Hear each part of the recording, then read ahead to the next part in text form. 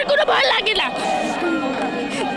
আমি এই আন্দোলনের সাফল্য অর্জন করতে চাই। আমরা একটা শান্তিপূর্ণ আন্দোলন করতে চেয়েছি, কিন্তু ওখানে পুলিশরা এসে আমার ভাইদেরকে মেরে অশান্তিপূর্ণ আন্দোলন করে শুরু করেছে। সেজন্য আমি এখন এই আন্দোলনে অংশগ্রহণ করব।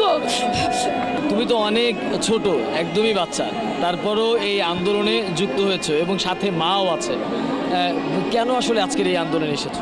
কারণ আমার বড় ভাইদেরকে মারা হয়েছে, আমার আবু সাইদকে মারা হয়েছে, রংপুরে আমার বড় ভাই আবু সাইদকে মারা হয়েছে।